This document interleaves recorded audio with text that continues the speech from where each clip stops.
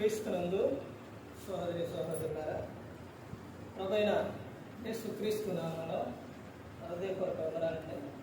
ముందుగా ఇంత మంచి సమయాన్ని ఇచ్చిన తండ్రైన దేవునికి ప్రభువైన క్రీస్తు ద్వారా కృతజ్ఞతాస్తుతులు చెల్లిస్తున్నానండి. అందరూ బాగున్నారండి. వాక్యం చదువుకొని ప్రార్థన చేసుకున్న తర్వాత పాఠంలోనికి వెళదామండి. మత్తయి గారు రాసిన సువార్త 10వ అధ్యాయం. మత్తయి గారు రాసిన సువార్త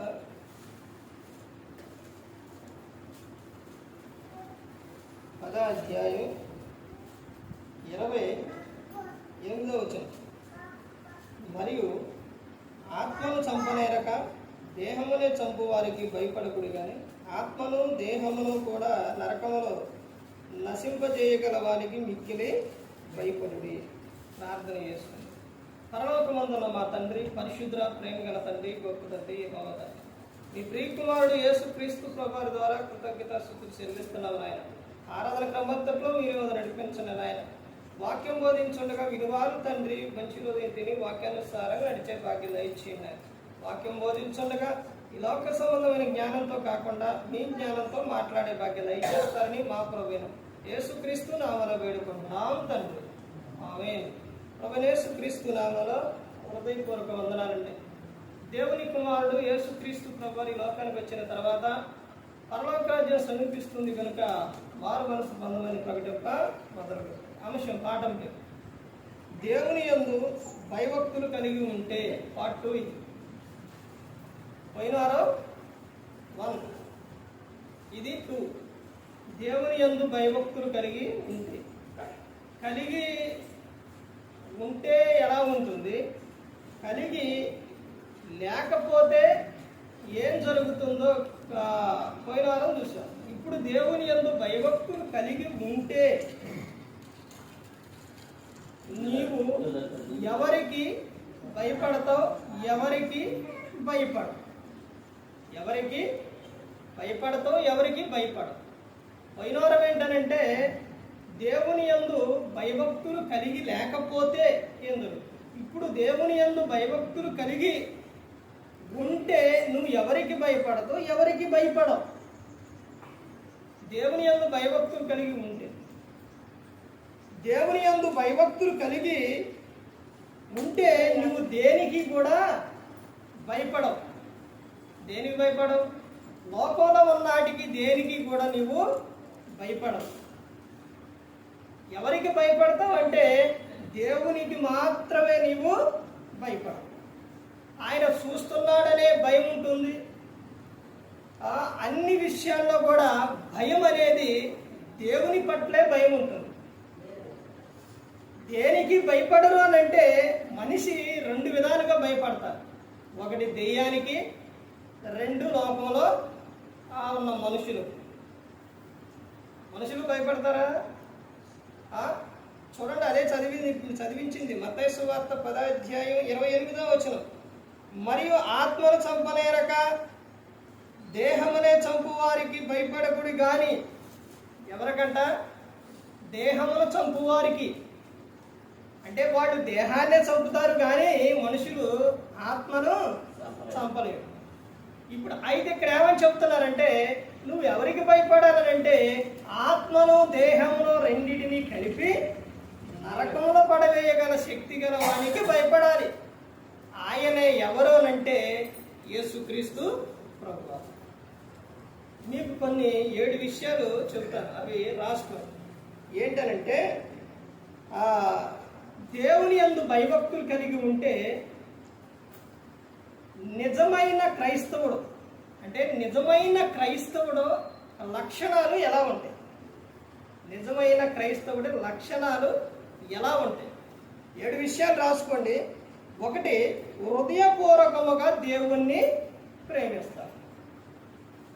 నిజమైన క్రైస్తవుడు ఏం చేస్తారంటే దేవుణ్ణి హృదయపూర్వకముగా ప్రేమిస్తాడు. 2వ విషయం ఏంటంటే వాక్యమును మరవడు. నిజమైన క్రైస్తవుడు వాక్యాన్ని మరుస్తురా? వాక్యాన్ని మరిచిపోడు, ప్రార్థన మరిచిపోడు, ప్రవర్తన మరిచిపోడు. అసలు ఏ విషయంలో కూడా తాను దేవుడు దేవుడు ఆ నిత్యం చూస్తున్నాడనే భయం కలిగి ఉన్నాడు. వాక్యము ప్రార్థనకు ఉన్న ఒక ఆధారం, ఒక విలువ ఏంటి అని అంటే, ప్రార్థన అంటే దేవునితో మాట్లాడుకోవడం, వాక్యం అంటే దేవుడు మనతో మాట్లాడటం. ఈ రెండు విషయాలు కూడా నిజమైన క్రైస్తవుడు మరిచిపోడు. ఏదో నమ్ముకున్నాములే, వస్తున్నాములే, ఏదో క్రైస్తవుడు అనే పేరులే అనే విధానం కాకుండా, ఒక నిజమైన క్రైస్తవుడు ఒక లక్షణం ఏంటంటే దేవుణ్ణి ఎప్పుడు దేవుణ్ణి హృదయపూర్వకంగా ఏం చేస్తారో ప్రేమిస్తారు. తర్వాత దేవుని వాక్యమును మరవడు. మూడో విషయం ఏంటంటే నిత్యము ప్రార్థన చేస్తాడు. నిత్యం ప్రార్థన చేస్తాడు. కొంచెం సేపు లేకపోతే ఒకరోజు చేసి నెక్స్ట్ రోజు మానేయటం అలా చేయడం క్రైస్తవుడు. నిజమైన క్రైస్తవుడు నిత్యం ప్రార్థన చేస్తాడు. తర్వాత నాలుగో విషయం ఏంటంటే క్రమము తప్పకుండా మందిరమునకు వెళతాడు. ఎవరంట? నిజమైన క్రైస్తవుడు. ఇప్పుడు నిజమైన క్రైస్తవులు ఉన్నారో లేదో ఎవరికి వాళ్ళు పరీక్షించుకోండి. వాక్యం ఎప్పుడూ కూడా జోలపాట పాడదు. వాక్యం ఎప్పుడూ కూడా ఖండిస్తుంది, హెచ్చరిస్తుంది, బుద్ధి చెబుతుంది. వాక్యాన్ని, దేవుని మందిరాన్ని ఎప్పుడూ కూడా నిజమైన క్రైస్తవుడు మరిచిపోడు. తర్వాత ఐదో విషయం చెబుతున్నారు, నిత్యము నమ్ముతాడు. అంటే దేవుడు నన్ను విడువడు, దేవుడు నన్ను కాపాడతాడు, దేవుడు నన్ను కరుణిస్తాడు అనే దేవుని పట్ల విశ్వాసం కలిగి ఉంటాడు. నిత్యం ఏం చేస్తారు? ఆయన్ని నమ్ముతాడు. ఈ రోజున మనిషి ఎలా మారిపోయారనంటే, దేవుడు అవసరాన్ని బట్టే దేవుడు, అవసరాన్ని బట్టే మందిరం అనే విధానంగా మారిపోయింది. కానీ నిజమైన క్రైస్తవుడు ఏం చేస్తారంటే నిత్యం ఆయన ఏం చేస్తారో నమ్ముతాడు. ఎవరిని? దేవుణ్ణి. తర్వాత ఎన్నో విషయం ఏంటంటే ఆరో విషయం, తన ప్రవర్తన కాపాడుకుంటాడు. నిజమైన క్రైస్తవుడు ఏం చేస్తారో తన ప్రవర్తనను కాపాడుకుంటాడు. మాట విషయాల్లో, నడక విషయాల్లో, ప్రతి ఒక్క విషయాల్లో ఏం చేస్తారో తన ప్రవర్తనను కాపాడుకుంటాడు. నువ్వు భక్తిపరుడు అని నీ నోటికి కళ్ళం పెట్టుకోకపోతే నీ భక్తి అంతా వ్యర్థం అని చెబుతున్నా. యాకోబు గారు రాసిన పత్రిక.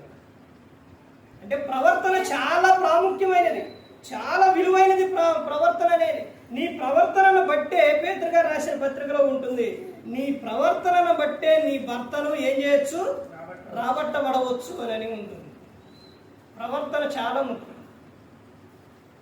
ప్రవర్తన విషయాల్లో ఈ రోజున స్త్రీ అయినా పురుషుడైనా ఏమైపోతున్నారంటే తప్పిపోతున్నారు.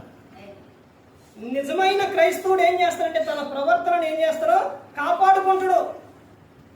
ఒకరితో మాట్లాడే విషయాల్లో దుర్భాష రాదు, పోకిరి మాటలు రావు, వ్యర్థమైన మాటలు రావు. అన్న నోటిలో నుంచి ఏమొస్తుందంటే కృతజ్ఞత వచనమే వస్తుంది. ఒక వ్యక్తిని బలపరిచే మాటలే చెబుతుడు నిజమైన క్రైస్తవుడు. తర్వాత ఏడో విషయం ఏంటంటే నిత్యం దేవుని మీద ఆధారపడతాడు. నిజమైన క్రైస్తవుడు ఏం చేస్తారంటే నిత్యం దేవుని మీదే ఆధారపడతాడు. ప్రతి ఒక్క విషయంలో, ఒక పని చేసే విషయాల్లో కానీ, ప్రయాణమై వెళ్ళేటప్పుడు కానీ, లేకపోతే ఏ విషయంలోనైనా కానీ ప్రతి ఒక్క విషయంలో దేవుని మీదే ఆధారపడతాడు. తనకున్నా లేకపోయినా ఏ విషయంలో కూడా దేవుణ్ణి మరిచిపోయాడు. అందుకనే దావీదు గారిని దేవుడు ఆ విధంగా నా హృదయానుసారుడని పిలవటం, లేకపోతే ఆయన అంటే బాగా ఎందుకని దావీదు గారి గురించి చెబుతారంటే దేవుని మీదే అన్ని విషయాల్లో ఆయన ఏం చేస్తారో ఆధారపడ్డాడు దావీదు గారు. ప్రతి ఒక్క విషయంలో దావీదు గారు దేవుని మీదే ఆధారపడ్డాడు. బత్షెబతో తప్ప మిగతా విషయాల్లో ఆయన విషయాల్లో ఏ విషయాల్లో తప్పలేదు. దావీదు గారు చిన్న వయసులో నుంచి అన్ని విషయాల్లో దేవుని మీదే ఆధారపడతాడు. ఒక అన్యురాలు ఒక ఆమె చెబుతుంది, పోయేది ఏముందండి, దేవుణ్ణి నమ్ముకోండి, వాక్యాన్ని నమ్ముకోండి, మంచి ప్రవర్తన కలిగి ఉండండి, షాప్ కాడికి వెళ్తే ఆమె చెబుతుంది. వాళ్ళు అన్యులు. ఎక్కడుందో ఒక క్రైస్తవునికి వాడు చెబుతున్నారు ఉంటే భక్తిగా ఉంటే ప్రాబ్లం ఏంటంటే భక్తిగానే ఉండండి అని చెబుతున్నారు. వాళ్ళు కోరుకునే ఆశీర్వాదం ఏంటో తెలుసండి. బైబిల్ గ్రంథంలో ఉన్న వాక్యాలు, బైబిల్ గ్రంథంలో ఉన్న విషయాలు వాళ్ళు పట్టుకుంటారు కానీ క్రైస్తవులు పట్టుకోట్లా. క్రైస్తవులు వదిలేస్తున్నారు వాక్యాన్ని. ఎక్కడికి వెళ్ళినా కానీ వారు ఎలా ఉంటారనంటే వీళ్ళు దేవుని సేవకుడు అని బైబిల్ గ్రంథంలో ఉన్న విషయాన్ని వాళ్ళు పట్టుకొని ఏం చేస్తారు, వాళ్ళ ద్వారా మాకు ఆశీర్వాదం వచ్చింది అని వాళ్ళు ఏం చేస్తారో తెలుసండి. వీళ్ళు క్రీస్తు వారని గిన్నెడు చన్నీళ్ళు ఇస్తే మాకు ప్రతిఫలం వస్తుంది, వీళ్ళు దేవుని సేవకుడు అని వాళ్ళకుంటుందిలే కానీ ఈ రోజున క్రైస్తవులకే లేదు. ఇక్కడ ఆయన చెబుతున్న విషయం ఏంటంటే నిత్యము దేవుని మీద ఆధారపడతారు ఎవరో నిజమైన క్రైస్తవులు. ఒక విషయం ఏంటంటే దేవుని యందు భయభక్తులు కలిగి ఉన్న వ్యక్తులు దేవునికి తప్ప ఎవరికి కూడా భయపడరు. తర్వాత ఆయన ఇంకా చూడండి, సామెతల గ్రంథం 4వ అధ్యాయం, సామెతల గ్రంథం 4వ అధ్యాయం 10వ వచనం చూడండి. నా కుమారుడా, నీవు ఆలకించి నా మాటను అంగీకరించిన ఎడల నీవు దీర్ఘాయువంతుడు అవుతావు. ఏంటండి మాటలు ఏంటంటే ఏం చేయాలంట, ఆలకించాలంట. ఆలకించాలి మాటలు ఆలకించేవారు ఉన్నారా? అసలు దేవుని వాక్యము హృదయంలో ఉంచుకోవాలి, ఆ వాక్యానుసారంగా నడవాలి అనే విధానం ఉందా క్రైస్తవుడికి? వాక్యాన్ని ఏం చేయాలంట, ఆలకిస్తే ఏం జరుగుతుందండి? వాక్యం ఆలకిస్తే దీర్ఘాయువు కలుగుతుంది. ఆయుష్ పొడుగా ఆ దేవుడు పెంచుతురు. తర్వాత ఇంకా చెబుతున్న విషయం, ఇంకా ముందుకెళ్తే చూడండి, రోమిలి రాసిన పత్రిక 8వ అధ్యాయం, రోమిలి రాసిన పత్రిక 8వ అధ్యాయం 14-15 చూడండి. ఏమని చెప్తున్నారు? దేవుని ఆత్మ చేత ఎందరు నడిపింపబడుతురో వారందరూ దేవుని కుమారుల యందురు. ఏలయనగా మరలా భయపడుటకు మీరు దాస్యపు ఆత్మను పొందలేదు కానీ దత్తపుత్రాత్మను పొందితిరి. ఆత్మ కలిగిన వారై మనము అబ్బా తండ్రి అని మొరపెట్టుచున్నాము. మనము దేవుని పిల్లలమని ఆత్మ తానే మన ఆత్మతో కూడా సాక్ష్యం ఇచ్చుచున్నాడు. ఎవరంటారు? దేవుని పిల్లలు. దేవుని పిల్లలైనప్పుడు ఎవరికి భయపడాలి? దేవునికే భయపడాలి. కానీ ఎవరికి భయపడతామనంటే దెయ్యానికి భయపడతాం, మనుషులకి భయపడతాం, లోకంలో ఉన్న వాటన్నిటికీ భయపడతాం, కానీ దేవునికి మాత్రం భయపడతాం. ఇక్కడ ఆయన చెబుతున్న విషయం ఏంటంటే దేవుని ఆత్మ చేత ఎందరు నడిపింపబడుతారో వారందరూ దేవుని కుమారుల యందురు. దేవుని ఆత్మ చేత ఏమవ్వాలి? నడిపింపబడాలి.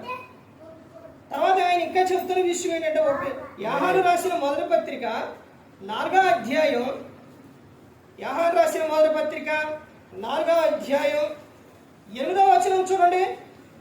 దేవుడు ప్రేమస్వరూపి, ప్రేమ లేనివాడు దేవుణ్ణి ఎరుగడు. దేవుడు ఎవరంట? ప్రేమస్వరూపి. ఆ ప్రేమ కలిగి ఉండాలనే దేవుడు కోరుకున్నాడు. 18వ వచనంలో చూడండి ఏమని చెప్తున్నారు? ప్రేమలో భయం ఉండదు. ప్రేమలో ఏముండదంట? భయం ఉండదు. నువ్వు దేవుని పట్ల భయభక్తులు కలిగి ఉంటే, దేవుని ప్రేమిస్తూ ఉంటే నువ్వు భయపడవు. తర్వాత చెప్తున్న విషయం ఏంటి? అంతేకాదు పరిపూర్ణ ప్రేమ భయమును వెళ్ళగొట్టును, భయము దండనతో కూడినది, భయపడివాడు ప్రేమ యందు పరిపూర్ణం చేయబడిన వాడు కాడు. భయపడేవారు అంటే పిరికి వారు అందరూ కూడా ఎక్కడికి వెళ్తారంట? అగ్నిగుండంలోకి వెళ్తారు. అది రెండో మరణం. తర్వాత ఇంకా చెప్తున్న విషయం ఏంటంటే దేవుని మాట ఎలా వినాలి, వింటే ఏం జరుగుతుంది? దేవుని మాట ఎలా వినాలి, వింటే ఏం జరుగుతుంది? ఇవన్నీ కూడా, ఈ అంశాలన్నీ కూడా ఒక పాఠంలోయే. అంటే దేవుని యందు భయభక్తులు కలిగి ఉంటే నువ్వు ఎవరికి భయపడదు? ఎవరికి భయపడవంటే దేవునికే భయపడదు. తర్వాత దేవుని వాక్యము ఎలా వింటే, అంటే ఎలా వినాలి అసలు వాక్యాన్ని చెబుతున్న విషయం చూడండి. నిర్గమకాండం 15వ అధ్యాయం, నిర్గమకాండం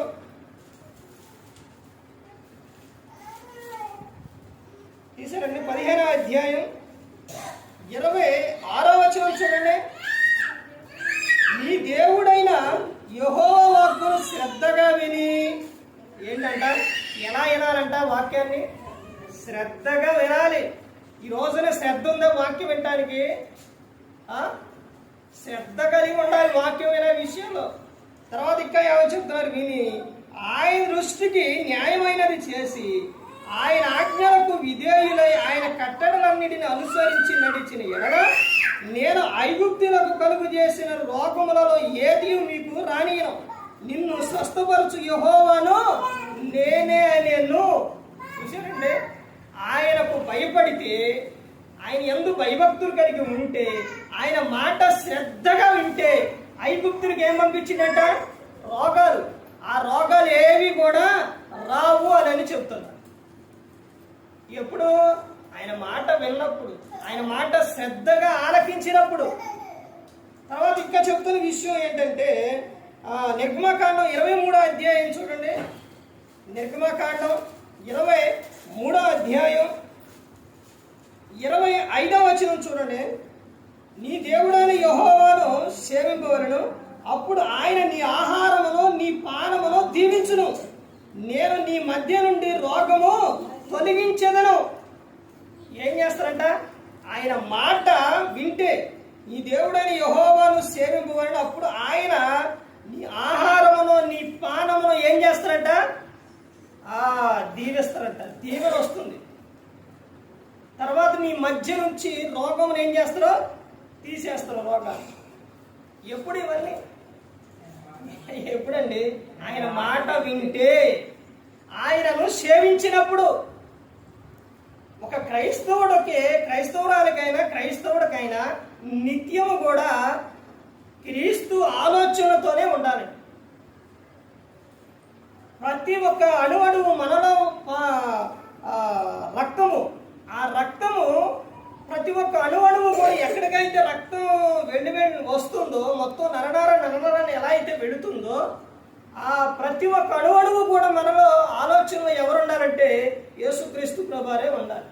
అలా యేసుక్రీస్తు ప్రభువారు మన అలా ఆలోచనలో కానీ మన దేహంలో కానీ నిత్యము ఆయన్ని ధ్యానిస్తూ ఉన్నప్పుడు జరిగే విషయం ఏంటంటే నీలో ఏ రోగం ఉండవు. అర్థమవుతుందండి? రోగాలు ఏమి ఉండవు, మంచి ఆరోగ్యం ఉంటుంది. తర్వాత నువ్వు మంచి హుషారుగా ఉంటావు, ఆనందంగా ఉంటావు, సంతోషంగా ఉంటావు. ఇవన్నీ ఎప్పుడనంటే మనం క్రీస్తు ఆలోచనతో కలిగి ఉన్నాం. తర్వాత ఇంకా చెబుతున్న విషయం, ఆయన ముందుకెళ్తే చూడండి. ఇర్మియా గ్రంథం 30వ అధ్యాయం, ఇర్మియా గ్రంథం 30వ అధ్యాయం 17వ వచనం చూడండి. వారు ఎవరును లక్ష్య పెట్టని సియోననియు వెలివేయబడినదనియు నీకు పేరు పెట్టుచున్నారు. అయితే నేను నీకు ఆరోగ్యం కలుగు చేసేదను, నీ గాయములను మార్పేదను, ఇదే యెహోవా వాక్కు. ఆయన ఏం చేస్తారంట? నీకు ఆరోగ్యం కలుగు చేస్తారంట. దేవుని మాట ఏం చేయాలో తెలుసండి? జరిగిద్దంటారా? నిజమేనంటారా? అవునంటారా? కలిగిద్దంటారా? జరిగిద్దంటారా? ఇలాంటి అపనమ్మిక రాకూడదు. అర్థమవుతుందండి? నమ్మాలి వాక్యాన్ని. ఎప్పుడు ఆయన వాక్యం ఏం చేస్తుందో తెలుసండి? వాక్యం ఈ రోజున మనిషి వాక్యం మీద ధ్యానం ఉంచట్ల, వాక్యం మీద ఆలోచన లేదు. ఆయన చెబుతున్న విషయం, ఆకాశము భూమి గతించిపోయినా కానీ నా మాటలు గతింపవు అని ఆయన చెప్పి ఉన్నారు. అంటే వాక్యము నీ ఏం చేయాలంటే నమ్మాలి వాక్యాన్ని. ఆయన చెబుతున్న విషయం ఏంటంటే నేను నీకేం కలుగు చేస్తానంట? ఆరోగ్యం కలుగు చేస్తాను. నీలో నుంచి రోగాన్ని తీసేస్తాను అని ఆయన చెబుతూ ఉన్నారు. తర్వాత ఇంకా ముందుకెళ్తే ఆయన చెబుతున్న విషయము హెస్కేలు గ్రంథం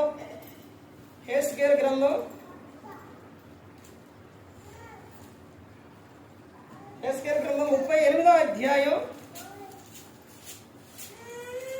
17వ వచనం చూడండి. ప్రభువు యెహోవా సెలవిచ్చినదేమనగా, నిన్ను వారి మీదకి రప్పించేదనని పూర్వమందు ఏటేటా ప్రవచించుచూ వచ్చిన ఇశ్రాయేలు ప్రవక్తలైన నా సేవకుల ద్వారా నేను సెలవిచ్చిన మాట నిన్ను గూర్చినదే కదా. ఆయన చెబుతున్న విషయం చూడండి. ఆ దినమున గోగు ఇశ్రాయేలీయుల దేశం మీదకి రాబో ఆ దినమున నా కోపం బహుగా రగులుకొను. ఇదే ప్రభువు యెహోవా వాక్కు. ఆయన సేవకుని ద్వారా ఏం చేస్తారంట? దేవుడు, తండ్రి అయిన దేవుడు సేవకుని ద్వారా మాట్లాడతారు. సేవకుని ద్వారా ఎవరికి? శిష్యులకు చెప్పిన విషయం ఏంటో తెలుసండి. ప్రభువా, మేము ఎలా మాట్లాడాలి, ఏ విధంగా చెప్పాలి అని అంటే, మత్తయి సువార్త 10:20 ఏమని ఉంటుంది? మీ తండ్రి ఆత్మ మీలో ఉండి మాట్లాడుచున్నారే కానీ మాట్లాడేవారు మీరు కాదు అని చెప్తున్నారు. ప్రతి ఒక్క సందర్భంలో కూడా ఒక విషయంలోని అక్కడున్న విశ్వాసులకు ఏ వాక్యం అయితే కావాలో, వారిలో కలిగి ఉన్న విధానం ఏదైతే ఉందో అది దేవుడు ఏం చేస్తారంటే సేవకుని ద్వారా మాట్లాడతారు, సేవకుని ద్వారా చెప్పేస్తారు. కానీ ఈ విషయం మనిషి మనసులో పెట్టరు. ప్రతి ఒక్కరూ గమనించుకోండి. మీ ఆలోచనలో ఏవైతే కలిగి ఉన్నారో, మీ సమస్య ఏదైతే కలిగి ఉన్నారో, దేవుడు దాన్ని ఏం చేస్తారో తెలుసండి, సేవకుని ద్వారా వెల్లడిపరుస్తుంది. తర్వాత ఇంకా చెబుతున్న విషయం యోబు గ్రంథం 26వ అధ్యాయం 26వ అధ్యాయం తీశారండి. యోబు 26వ అధ్యాయం 2వ వచనం చూడండి. 2వ వచనం, శక్తి లేని వానికి నీవు ఎంత సహాయం చేసేదివి, బలమలేని బాహువును ఎంత బాగుగా రక్షించేదివి. చూసారండి ఆయన చెబుతున్న విషయం. అంటే శక్తి లేని వానికి నీవు ఎంత సహాయమో చేసేది. ఆయన ప్రతి ఒక్కరికి కూడా ఏం చేస్తారంట? సహాయం చేసి ఆయన సహాయం చేస్తారు, ఆయన రక్షిస్తారు. తర్వాత ఇర్మియా గ్రంథం 5వ అధ్యాయం 21వ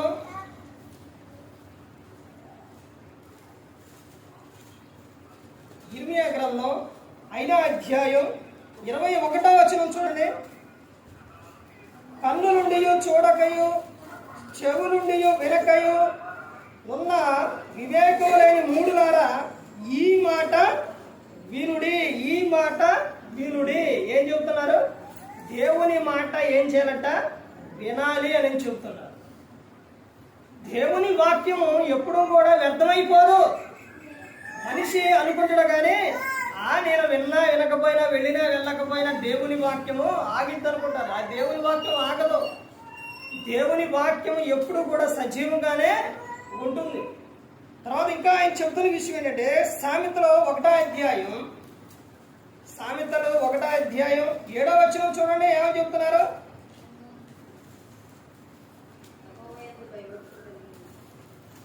యెహోవా యందు భయభక్తులు కలిగి ఉండుట తెలివికి మూలము, మూర్ఖుల జ్ఞానమును ఉపదేశమును తిరస్కరించుదురు. దేవుని యందు, యెహోవా యందు భయభక్తులు కలిగి ఉండుట వలన ఏం జరుగుతుందంట?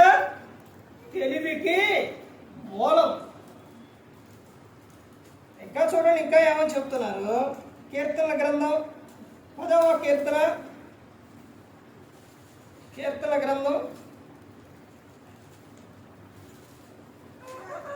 10వ కీర్తన చూడండి 5వ వచనం చూడండి.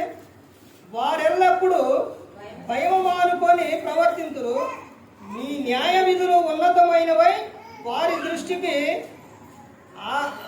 అందకుండును. అంటే ఇప్పుడు 4వ వచనం చూడండి. 4వ వచనంలో ఏమని చెప్తున్నారు? దుష్టులు పొగరెక్కి యెహోవా విచారణ చేయుడను కొందురు, దేవుడు లేడని వారెల్లప్పుడూ యోచించుదురు. దుష్టులు ఏం చేశారంట?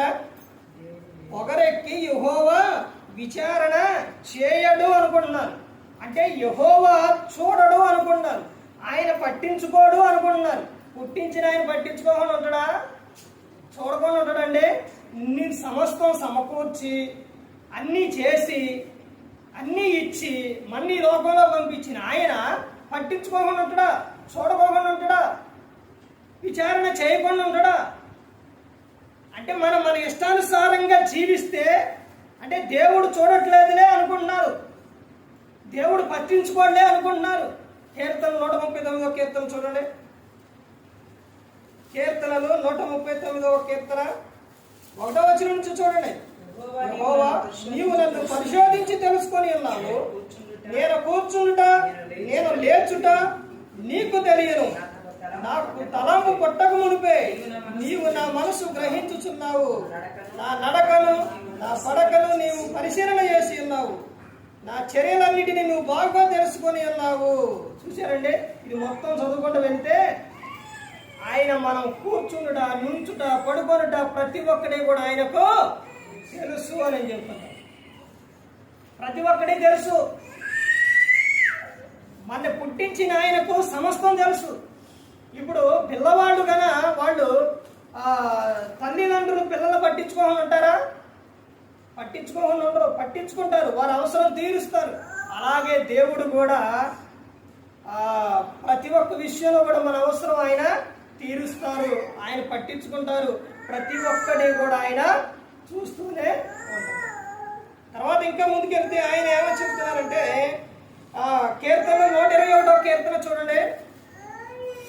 అంటే దేవుడు మమ్మల్ని మాకేం సహాయం చేయడం అనుకున్నారు మనుషులు. అంటే నేను నా ఇష్టానుసారంగా నేను జీవించవచ్చు అంటే నేనేలే ఎక్కడికి వెళ్ళిన అనుకుంటున్నా, కానీ దేవుని మీద ఆధారపడట్లా. దేవునికి చెప్పుకుంటే దేవుని మీద ఆధారపడితే చూడండి, కీర్తనలు 121వ కీర్తన. కొండల తట్టు నా కన్నులెత్తుచున్నాను, నాకు సహాయం ఎక్కడి నుండి వచ్చును? యెహోవావలన నాకు సహాయం కలుగును. ఆయన భూమి ఆకాశములను సృజించిన వాడు. చూసారండి, నీకు సహాయం చేసేది ఆయనే. ఎందుకు అంటే ఆయన నిన్ను విడువడు, ఎడబాయడు. ఆయన భూమి ఆకాశాలను సృజించిన వాడు. ఆడపిల్లని వివాహం చేసి పంపించేటప్పుడు ఎన్ని జాగ్రత్తలు తీసుకుంటారండి? అక్కడ పంపించేటప్పుడు అక్కడ వాతావరణం ఎలా ఉంది, ఆ అబ్బాయి ఎలాంటి వాడు, లేకపోతే వాళ్ళ కుటుంబం ఎలాంటిది, లేకపోతే ఇంకా ప్రతి ఒక్కటి కూడా తల్లిదండ్రులు ఏం చేస్తారు? అవన్నీ కూడా ఎంక్వైరీ చేస్తారు, అవన్నీ కనుక్కుంటారు. ఎందుకని? వెళ్ళే ఆ అమ్మాయి, ఆ పాప ఎలా ఉండాలి? ఆనందంగా ఉండాలి. ఆ తర్వాత ఇక్కడి నుంచి వివాహం చేసి పంపించిన తర్వాత అక్కడ వాళ్ళు ఎంత ఉన్నోళ్ళైనా అన్నీ ఉన్నా కానీ ఇక్కడ పుట్టింటి నుంచి కొన్ని వస్తువులు పంపిస్తారు. ఎందుకో తెలుసండి? ఇవి ఎవరివి? మా పాపయ్య. ఎవరో ఎప్పుడన్నా భర్త మీద ఏదన్నా మాట మీద మాట వచ్చిందనుకో, ఎవరు అనుకున్నావు? నాదే, మా అమ్మడు, మా నాన్న మా అమ్మ పంపించారు. ఒక అధికారం. అలాగే దేవుడు ఏం చేశాడనంటే ఈ సృష్టిలోని అన్ని ప్రతి ఒక్కటి కూడా ఇది నాది, దీని మీద నాకు హక్కు ఉంది అని దేవుడు ప్రతి ఒక్కటి మనకిచ్చారు. కానీ మనిషి ఏం చేసుకుంటుందంటే లోకంలో లోక విషయాలకు భయపడి వాటిని పోగొట్టేసుకుంటారు. గాలి ఎవరు పంపిస్తున్నారు? దేవుడే పంపిస్తున్నాడు. వెలుగు, చీకటి, ఇవన్నీ ప్రతి ఒక్కటి కూడా నీకు సహాయం చేసేది ఎవరో? దేవుడే. నీ ప్రతి అవసరం కూడా తీర్చేది ఎవరో? దేవుడే. నీకు సహాయం ఎక్కడి నుంచి వస్తుందంటే నా దేవుని నుంచి వస్తుంది. ఈ అధ్యాయం మొత్తం కూడా చదువుకోండి. ఎక్కడికైనా ప్రయాణమై వెళ్ళేటప్పుడు ఈ అధ్యాయం చదువుకొని ప్రార్థన చేసుకొని వెళ్ళండి. ఇంకా ముందుకెళ్తే ఇంకా ఆయన చెప్తున్న విషయం ఏంటంటే చూడండి, ద్వితీయోపదేశ ఖండం 2 విషయాలు చూసి ముగించుకుందాం. ద్వితీయోపదేశ ఖండం 31వ అధ్యాయం 8వ వచనం చూడండి. నీ ముందర నడుచువాడు యెహోవా, ఆయన నీకు తోడై ఉండును, ఆయన నిన్ను విడువడు, నిన్ను ఎడబాయడు, భయపడకము, విస్మయం అందకము అని ఇశ్రాయేలీయులందరి ఎదుట అతనితో చెప్పాను. చూశారండి, ఎలాంటి వాక్యాలు చదవరా? అసలు గుర్తురావా? మన వాక్యం చదివితేనండి, వాక్యాన్ని చదివి వాక్యాన్ని ధ్యానించి వాక్యాన్ని పరిశోధిస్తే ఏం జరుగుతుంది అని అంటే మనకి ఇలాంటి వాక్యాలన్నీ కూడా ఏమైతాయనంటే మనకు గుర్తు వస్తాయి అన్నమాట. ఇలాంటి వాక్యాలన్నీ గుర్తు వస్తాయి. ఆ సందర్భాల్లో మనకి ఏమవుతుందంటే మనం భయపడటం కానీ, లోకాశకు వెళ్ళిపోవటం కానీ ఇలాంటి ఏది కూడా ఉండదు. ఆయన చెప్తున్న విషయం ఏంటంటే, నీ ముందర నడుచువాడు యెహోవా, నిన్ను కాపాడేది ఆయన, ఆయన నిన్ను విడువడు, ఎడబాయడు. అయితే ఆయన చెప్తున్న విషయం ఏంటంటే, నువ్వు దేనికి కూడా భయపడకూడదు. ఒక క్రైస్తవుడు దేనికి భయపడాలో తెలుసండి? పాపం విషయంలోనే భయపడాలి, పాపం చేయడానికే భయపడాలి, ఇక దేనికి కూడా భయపడకూడదు. పాపం వలన వచ్చు జీతం ఏంటి అంటే మరణం. ఆ పాపం వలన ఏమొస్తుందంటే ఈ లోకంలో నీకు ఆనందం ఉండదు, లోకం విడిస్తే నరకానికి వెళ్ళిపోతారు. ఆ విషయంలో తప్ప నువ్వే విషయాల్లో భయపడకూడదు. తర్వాత ఇంకో విషయం ఏంటంటే మాట్లాడే విషయాల్లో, నాలుగు విషయాల్లో, మాట్లాడే విషయాల్లో జాగ్రత్తగా ఉండాలి. అవి ముందే చూపించారుగా, చెప్పారుగా. ఒక క్రైస్తవుడు మాట విషయాల్లో జాగ్రత్త కలిగి ఉండాలి. పెద్దలు పూర్వం ఒక విషయం చెప్పేవారు ఏంటంటే, కాలు జారినే తీసుకోవచ్చు కానీ నోరు జారితే తీసుకోలేరంటారు. అర్థమైందండి? బైబిల్ గ్రంథం చెబుతున్న విషయం ఏంటంటే, యాకోబు గారు రాసిన పత్రికలో 3వ అధ్యాయంలో నాలుక చిన్న అవయవం అయినప్పటికీ కూడా అది బహుగా అదిరిపడును. చిన్న నిప్పు రవ్వ ఎంత అడవిని తగలబెడుతుందో అలాగే మన అవయవంలో ఉన్న చిన్న అవయవం నాలుక, దానిని గన కంట్రోల్ చేయకపోతే ఈ దేహమునకు ఏం పెడుతుంది? శిక్షు పెడుతుంది. అది ప్రకృతి చక్రములకు ఏం చేస్తుంది? అది చిచ్చు పెడుతుంది.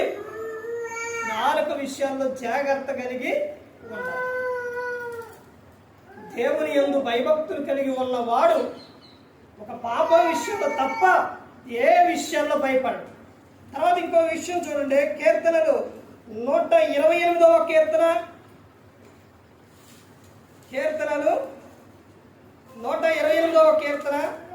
శ్రీ కీర్తన రాగానే అబ్బా ఎంత బాగుందో అనుకోవాలి.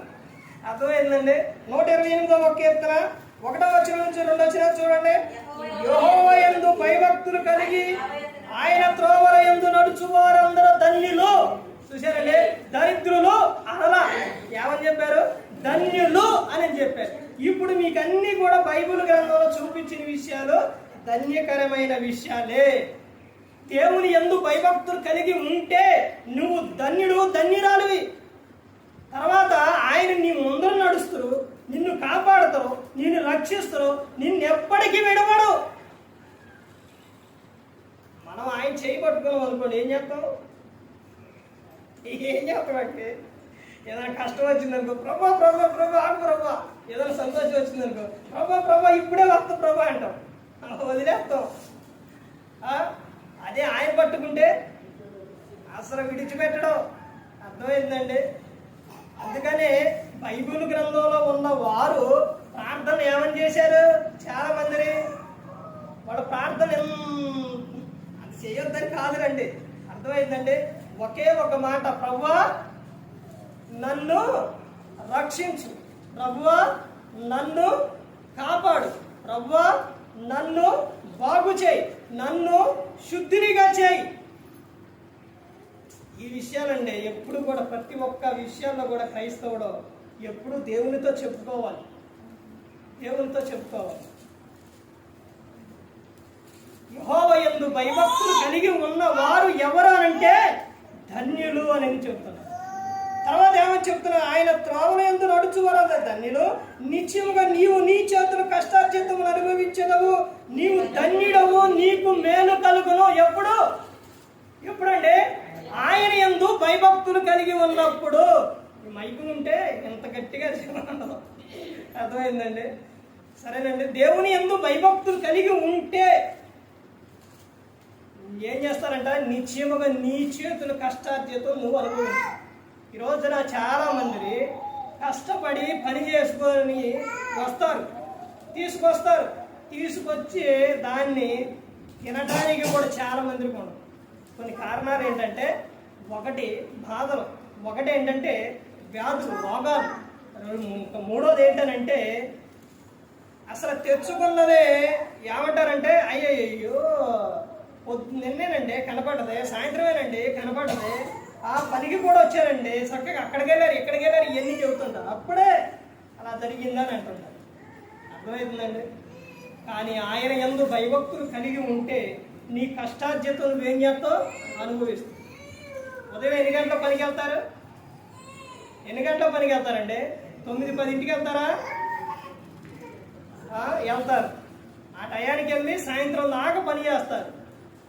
ఒక 12 గంటలు చేస్తారా? మరి మిగతా సమయం ఇందులోని దేవునికి ఇచ్చే సమయం ఎంత? దేవునితో నువ్వు మాట్లాడుకునే సమయం ఎంత? జీవనోపాధి కోసం పని చేసుకోవద్దని చెప్పట్ల, గ్రంథం కూడా చెప్తుంది, కష్టపడి పని చేయాలని చెప్తుంది. కానీ జీవనోపాధి కోసం పని చేయాలి, దేవునితో సహవాసం కలిగి ఉండాలి, ఉదయాన్నే ప్రార్థన ఉండాలి. తర్వాత నువ్వు పనికెళ్ళిన కాడైనా మనసులో ప్రార్థన చేసుకోవచ్చు. అర్థమవుతుందండి. తర్వాత ఇంటికి వచ్చిన తర్వాత కూడా, అంటే రోజు మొత్తంలో నీ పని అంతట్లో దేవుడు నిన్ను కాపాడుతుండో. నా కీర్తన 121వ కీర్తనలో అదేగా, నీ త్రోవల యందు కానీ నువ్వు చేసే పని విషయాల్లో కానీ అన్ని విషయాల్లో దేవుడు నీకు సహాయంగా ఉన్నాడు, కాపాడుతున్నాడు. కానీ దేవుడు మాత్రం నీకెప్పుడు గుర్తుకు రాడు. దేవునితో సహవాసం వద్దు, దేవునితో మాట్లాడుకుందాం అనేది వద్దు. అర్థమైందండి. అవన్నీ మర్చిపోతున్నారు. కానీ దేవుడు మాత్రం ఏం చేయాలి? కాపాడాలి. దేవుడు నా ప్రతి అవసరం తీర్చాలి. కానీ దేవుని గురించి చెప్పం, దేవునితో మాట్లాడుకోం, దేవుని మందిరానికి రాము, వాక్యం వినం. ఎంతసేపు నువ్వు వాక్యం వినేది? ఒక క్రైస్తవుడు ఎంతసేపు అండి వాక్యం వినేది? యేసుక్రీస్తు ప్రభువారు 3 రోజుల పాటు కూర్చోబెట్టి మత్తయి సువార్త చదవండి, 5, 6, 7 అధ్యాయాలు చదవండి. 3 రోజుల పాటు మీటింగ్ ఆయన చెప్పిండు. 3 రోజుల పాటు లెగలేదు ఎవరో. ఇప్పుడు 30 నిమిషాలు వాక్యం చెప్తే వినే మనసు లేదు. ఎంతసేపు చెప్తారు, ఎంతసేపు పెడతారు, ఎంతసేపు? 3 రోజుల పాటు వాక్యం చెప్పి అలా ఉంచి తర్వాత వాళ్ళు వెళ్ళిపోతూ ఉంటే యేసుక్రీస్తు ప్రభువు ఏమన్నారు తెలుసండి? మార్గంలో ఎక్కడైనా కానీ మోర్చిల్లిపోతారేమో, సొమ్మసిల్లిపోతారేమో అని వాళ్ళందరినీ కూర్చోబెట్టండి, ఆహారం పెడదామన్నారు. దేవుని యొద్దకు వచ్చి నువ్వు వాక్యం వింటే దేవుడు నీ ప్రతి అవసరం తీరుస్తాడు. దేవుడు నిన్ను విడిచిపెడతారు అనుకున్నారండి? ఒక వ్యక్తి దగ్గరికి వెళ్ళి ఎవరి దగ్గరకైనా పనికి వెళ్ళినప్పుడు వాళ్ళ దగ్గర పని చేస్తే వాళ్లే ఎంతకంత పైన అయిపోయిన తర్వాత ఎంతకంత అయ్యో నా పనికి వచ్చారని కొంచెం ఇది ఉంటుంది. మరి దేవుని యొద్దకు వచ్చి మాటలు వినేటప్పుడు ఆయన ఎంత కాపాడతారండి? ఆయన విడిచిపెడతారా? వాళ్ళందరికీ ఆహారం పెట్టి అప్పుడు పంపించారు. ఇక్కడ నిత్యముగా నీవు నీ చేతుల కష్టార్జితం అనుభవించదవు, నీవు ధన్యుడవు, నీకు మేలు కలిగిద్ది అని చెబుతున్నారు. మేము రోజు మొత్తంలో కష్టపడుతున్నామండి, ఇంకా మాకు ప్రార్థన వద్దు. ఎవరిచ్చారా పని? నీకు నువ్వు చేయడానికి ఆ శక్తి ఇచ్చింది ఎవరు? నువ్వు వెళ్ళి రావడానికి మార్గంలో నడిపించింది ఎవరు? ప్రతి ఒక్క విషయంలో నిన్ను కాపాడేది ఎవరు? కానీ దేవుని మందిరం మాత్రం, దేవుని వాక్యం మాత్రం మాకొద్దు. అలా ఉండకూడదండి. అర్థమవుతుందండి. ఇక్కడ తర్వాత ఇంకా ముందుకెళ్తే ఆయన ఇంకా చెబుతున్న విషయం చూడండి. ద్వితీయోపదేశ కాండం, దేవుడు నిన్ను అడుగుచున్నాడు, ఏమనుగుచున్నాడో చూడండి. చివరిగా ద్వితీయోపదేశ కాండం 10వ అధ్యాయం, ద్వితీయోపదేశ కాండం 10వ అధ్యాయం 12-13 వచనాలు చూడండి.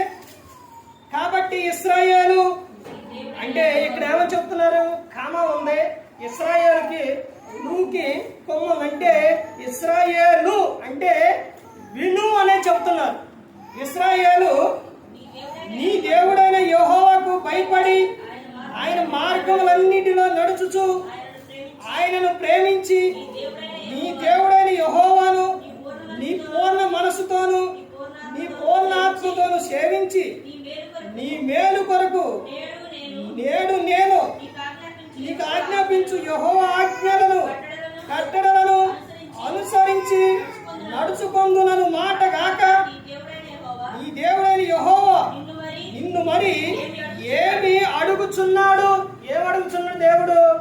అక్కడ 15వ వచనం 14 నుంచి చూడండి. చూడుము ఆకాశము మహాకాశము భూమియు అందున్నదంతయు నీ దేవుడైన యెహోవే. ఇది మనిషి ప్రతి ఒక్కరు కూడా మనసును పెట్టుకోవాలి. ఆకాశము ఏమంటే ఆకాశము మహాకాశము భూమియు. ఇందులో ఉన్న అర్థాలు ఏంటంటే, ఒకటి ఆకాశం. ఏ ఆకాశం? మనకు కనపడే ఆకాశం. తర్వాత రెండో ఆకాశం ఉంది, అక్కడే తీర్పు జరిగింది, మధ్య ఆకాశం అంటారు. అక్కడికే యేసుక్రీస్తు ప్రభువారు వస్తారు. తర్వాత మనుషులందరూ భూమి మీద ఉన్న ప్రతి ఒక్కరు కూడా ఎక్కడికి వెళ్తారు? అక్కడికే వెళతారు. చనిపోయిన వారు దెయ్యాలు అవుతారంటారే, ఆళ్ళు కాదు. ఆత్మ భూమి మీదకే రావాలనేది ఎప్పుడు అంటే అప్పుడే, మరలా రాదిక భూమి మీద. ప్రసంగి 9వ అధ్యాయంలో ఉంటుంది. చనిపోయిన వారు భూమి మీద రారు. వెలుతురుతో సంబంధం లేదు, పగతో లేదు, ప్రేమ లేదు, ఏది లేదు ఇక ఆత్మకు. మరలా వచ్చేది ఎప్పుడు అని అంటే యేసుక్రీస్తు ప్రభువారు రాకడ సమయంలో ఆయన వచ్చేటప్పుడే. అప్పుడు ఆత్మలు ప్రకటన గ్రంథం 1వ అధ్యాయంలో ఉంటుంది. పాతాళపు తాళపు చెవులు ఎవరి స్వాధీనం ఉన్నాయంటే యేసుక్రీస్తు ప్రభువారి స్వాధీనంలో ఉన్నాయి. ఆయన అప్పుడు ఆ లాక ఎన్ని తీస్తే అప్పుడు భూమి మీదకి వచ్చి ఎవరు ఆ శరీరంలోనికి ఆత్మ వెళ్ళిపోయి అప్పుడు మధ్యాకాశంలో తీర్పు జరిగింది. ఇప్పుడు తర్వాత 3వ ఆకాశం మహాకాశం, అక్కడ ఉన్నాడు దేవుడు. ఎక్కడ ఉన్నారు? అక్కడ ఉన్నారు. అదే చెబుతున్నారు చూడండి. ఆకాశము మహాకాశము భూమియు. తర్వాత ఈ భూమి అర్థమవుతుందంటే ఇవన్నీ కూడా అందున్నదంతయు నీ దేవుడైన యెహోవే. ఈ మొత్తం కూడా సృష్టి మొత్తం కూడా అన్ని మొత్తం కూడా ఉంది ఎవరు? యెహోవాయే. యేసుక్రీస్తు ప్రభువారు శరీరధారి అయి ఈ లోకానికి వచ్చినప్పుడు ఎప్పుడు అక్కడ ఇశ్రాయేలు దేశంలో మాత్రం అక్కడ ఉన్నారు. ఆ తర్వాత ఆయన ఎప్పుడైతే శిలువలో మరణించి తిరిగి లేచి తండ్రి యొద్దకు వెళ్ళారో ఇప్పుడు అందరిలో ఉన్నాడు దేవుడు యేసుక్రీస్తు. ఎక్కడ 2-3 కూడి ఉంటారో అక్కడ నేను ఉంటాను అనేది ఆయన చెప్పి ఉన్నాడు. తర్వాత ఇంకా చెప్తున్నారు. తర్వాత చూడండి ఏమని చెప్తున్నారు. 15వ వచనం, అయితే యెహోవా నీ పితరులను ప్రేమించి వారి యందు ఆనందపడి సమస్త జన్మలలో వారి సంతానమైన మిమ్మును నేటి వలె ఏర్పరచుకొనెను. నేటి వలె ఏం చేస్తున్నారు? ఏర్పరచుకొని ఉన్నాడు, పిలుచుకొని ఉన్నాడు. దేవుడు నిన్ను వాక్యం ద్వారా పిలిచిండు, కానీ నీకు అర్థం అవట్లా. నీ ఆలోచన ఉంటేగా. దేవుడు నిన్ను పిలుచుకున్నాడండి, దేవుడు నిన్ను ఏర్పరచుకుండు. ఆయన యొద్దకు వచ్చేవారు యేసుక్రీస్తు ప్రభువారు చెబుతారు, ఎవరు నా యొద్దకు వస్తారంటే దేవుడు ఎవరినైతే ఆకర్షించుకుంటాడో వారందరూ కూడా ఎక్కడికి వస్తారంట? ఆయన యొద్దకు. అంటే నా యొద్దకు వస్తారు, క్రీస్తు యొద్దకు వస్తారు. నా యొద్దకు వచ్చు వారిని నేను ఎంత మాత్రమును తోసివేయను అని చెబుతున్నారు. మీరందరూ ఆయన యొద్దకు వచ్చారు. ఆయన మిమ్మల్ని విడవడు, విడిచిపెట్టడు. ఆయన అడుగుతుంది ఒకటే. ఆయన అడుగుతుంది ఒకటేనండి. దేవుడు నిన్ను అడుగుతుంది ఒకటే. ఏంటి అని అంటే నీ హృదయాన్ని అడుగుతాడు. ఆయన యొద్దకు నువ్వు రావాలని ఆయన కోరుకుంటాడు.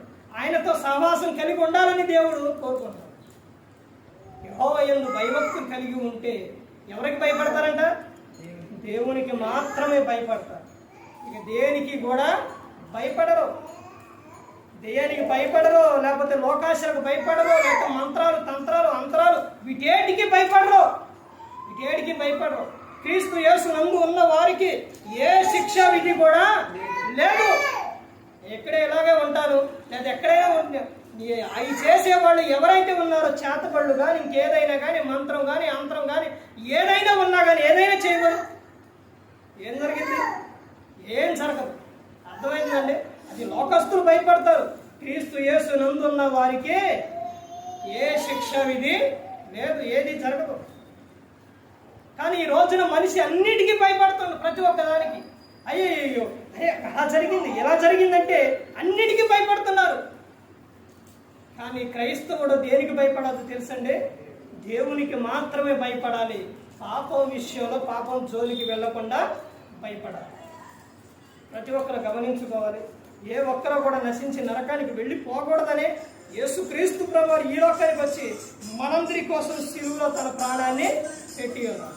మనందరిని అంతగా ప్రేమిస్తూ ఉన్నారు. ఈ రోజున నువ్వు ఆయన యొద్దకు రాకుండా నువ్వు దేవునికి దూరం అయిపోయి చేసేది ఏమీ లేదు.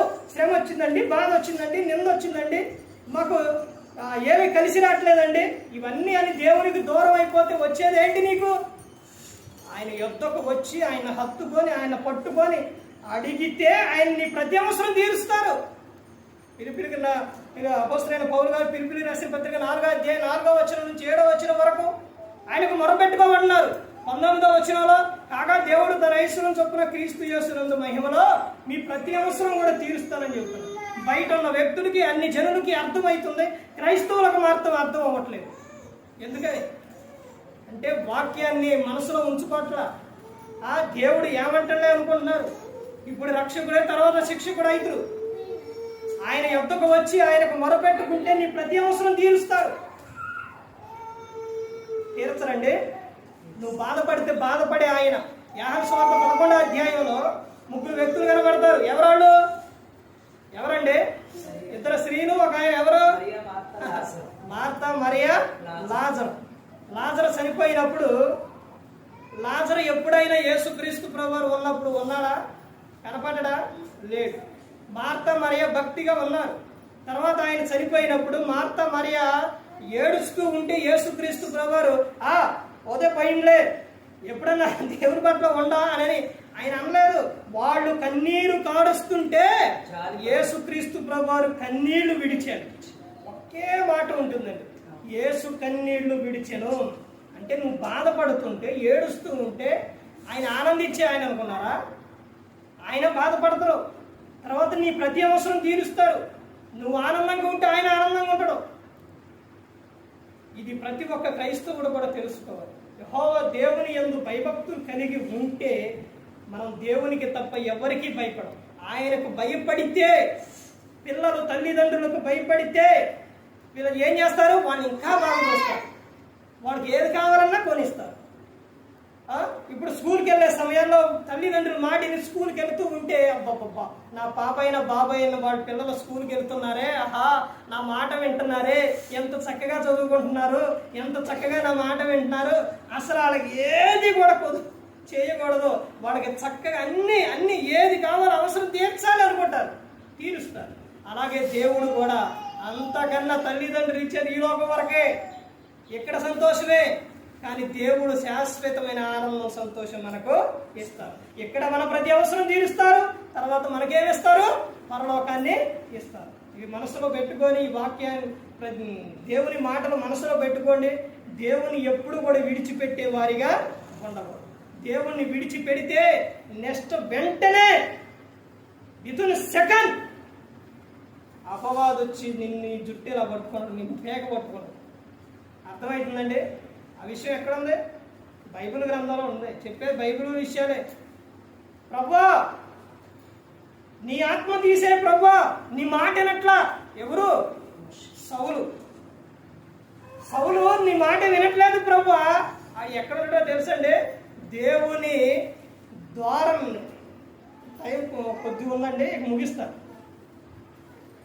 ఎక్కడ ఉంటాడంటే దేవుడు సింహాసనం మీద ఉంటే అపవాది ఎక్కడ ఉంటాడంటే దేవుని ద్వారబంధం బయట మొత్తకాడ అంటారు కదా, అక్కడ ఉంటాడు.